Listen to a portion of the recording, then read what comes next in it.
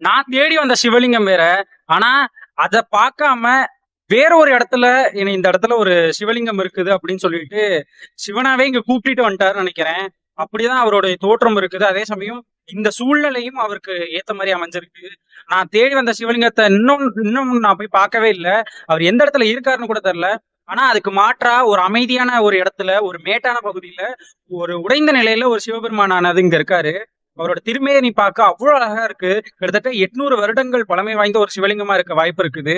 இந்த இடம் எங்க இருக்குன்னு பாத்தீங்கன்னா, திருச்சி மாவட்டம் டோல்கேட் உத்தமர் கோயிலுடைய பேக் சைடுல ஒரு வயல்வெளிலாம் இருக்கும். அந்த இடத்துல ஒரு மேடான பகுதி, ஆலமரம், அரச மரம், பனை மரம் இதெல்லாம் சூழ்ந்த ஒரு பகுதியில அமைதியான ஒரு இடத்துல இந்த சிவபெருமான் அவர் இருக்காரு. இந்த காணொலி நிறைய பேத்துக்கு ஷேர் பண்ணி நிறைய பேத்துக்கு தெரியப்படுத்துங்க. இந்த இடத்துல ஒரு அமைதியான சூழ்நிலையில, ஒரு உடைந்த நிலையில ஒரு சிவலிங்கம் இருக்குது. நிறைய பேத்துக்கு தெரியப்படுத்துங்க.